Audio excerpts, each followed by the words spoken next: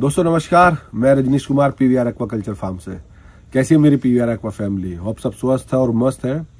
दोस्तों मैं आपको ये बताना चाहूँगा इस वीडियो के माध्यम से कि क्या चैलेंजेस हैं एक्वाकल्चर इंडस्ट्री में इन इंडिया में, क्या क्या प्रॉब्लम्स हैं जो जनरली सब लोग फेस करते हैं फिश फार्मिंग में हमारे पूरे भारतवर्ष में। जनरली मैंने शॉर्टलिस्ट किया कि 5 तरीके की प्रॉब्लम्स या 5 तरीके की समस्याएं हैं, 5 तरीके की हमें अटैक करने की आवश्यकता है उन प्रॉब्लम्स पे एक एक्वाकल्चर को और एक लार्ज स्केल पे लेके जाने के लिए। सबसे पहले हमें टेक्नोलॉजी और एजुकेशन, हमें टेक्नोलॉजी इन्फ्यूजन करना पड़ेगा। जो केवल अभी हम बायोफ्लॉक, आरएएस, आईपीआरएस इन सब की बातें कर रहे हैं, हम उनको धरातल पे सक्सेसफुल मोड में इंप्लीमेंट करवाना पड़ेगा। उसके लिए हमें फार्मर्स को एजुकेट करना पड़ेगा, क्योंकि हमारे पास अपना इन हाउस ही कंजप्शन, अभी हम डिमांड सप्लाई मैच नहीं कर पा रहे हैं, हमारा प्रोडक्शन कम है।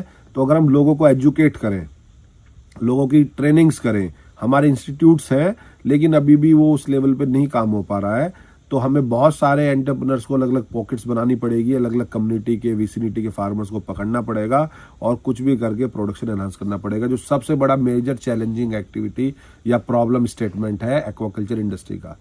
दूसरी सबसे बड़ी प्रॉब्लम क्या है कि किसानों के लिए इस हमारे फिश फार्मिंग में कोई एमएसपी नहीं है। वो सबसे ज्यादा मेहनत करता है और उसके फाइन प्रोडक्ट का पैसा और कोई डिसाइड करता है कि आज 100 रुपए बिकेगी, 150 रुपए बिकेगी, 200 रुपए की बिकेगी। मंडी में ज्यादा माल आ गया तो 200 की जगह वो 400, वो 150 रुपए बिकेगी। तो प्राइस फ्लक्चुएशन मिनिमम है कंपेरेटिव टू अदर, जैसे कि अगर हम बात करें पोल्ट्री के। लेकिन हमें उसका अगर कोई इंडस्ट्री की प्रॉब्लम है तो उसका कोई एमएसपी होना चाहिए, क्योंकि cost of production day by day, last के 4 साल से बता सकता हूं, पर ईयर हमारी कॉस्ट ऑफ प्रोडक्शन बढ़ती जा रही है। तो अगर हमारा एक्सेस प्रोडक्शन हो गया तो भी हम एक मेजर प्रॉब्लम फेस करेंगे।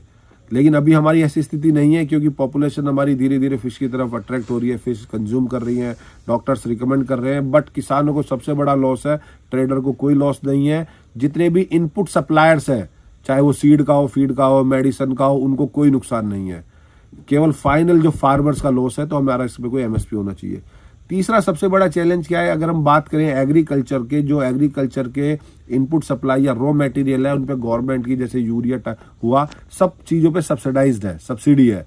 लेकिन हमारा मेन रॉ जो प्रोडक्ट है वो हमारा फीड है।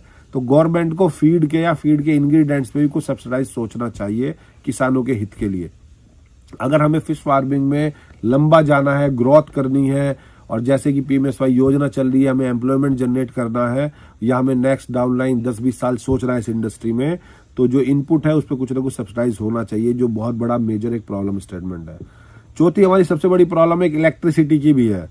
कुछ स्टेट्स ने इलेक्ट्रिसिटी हमारा फ्री ऑफ कॉस्ट कर दी है, कुछ इलेक्ट्रिसिटी ने पर यूनिट चार्ज कम कर दिए, कुछ इलेक्ट्रिसिटी के स्टेट सब्सिडी दे रहे हैं, कुछ स्टेट्स ऐसे हैं कि जो उसको कंसिडर ही नहीं कर रहे कि वो एग्रीकल्चर अलाइड है।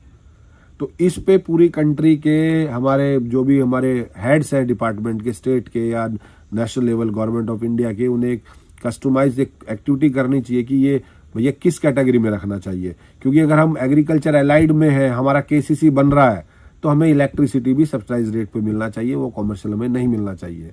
एंड एट लास्ट जो सबसे बड़ी प्रॉब्लम है इस इंडस्ट्री को लेके, वो है हमारे फाइनेंशियल इंस्टीट्यूशन की, जिसमें हमारे बैंक हो, एनबीएफसी हो, कोई भी हो, वो हमें लोन नहीं देते। हम तो हमारी ग्रोथ बहुत ही स्लो हो जाती है, क्योंकि हर फार्मर, हर एंटरप्रेन्योर उस स्केल का नहीं है कि वो फार्मिंग को एक लार्ज स्केल के से सोच सके। वो जितना फंड कलेक्ट करता है फिर उसी को रोटेट करता रहता है, तो जो ग्रोथ 2 से 4 साल में कर सकता था, उसे वो 10 साल लग जाते हैं उस ग्रोथ पे पहुंचने के लिए। और इसके पीछे कहीं ना कहीं हमारे फाइनेंशियल इंस्टीट्यूशंस का हाथ है। तो हमारी गवर्नमेंट को, बैंकिंग को या किसानों को एम्पावर करना चाहिए कि जो हम लाइव स्टॉक एक बहुत अच्छे प्रोडक्ट पे काम कर रहे हैं कंट्री के लिए, अपने लिए भी, हमें लोन बहुत इजीली अवेलेबल होना चाहिए, सिंगल विंडो सॉल्यूशन होना चाहिए। तो ये 5 प्रॉब्लम स्टेटमेंट्स हैं इस एक्वाकल्चर इंडस्ट्री की इन इंडिया में, और हमें खुद ही कुछ इनिशिएटिव लेना पड़ेगा कुछ बंदों को, और एक एक करके उस पर वर्कआउट करना पड़ेगा। बने रहें अपने पीवीआर एक्वा यूट्यूब चैनल पर और जानते रहें फिश फार्मिंग से रिलेटेड बातें। धन्यवाद।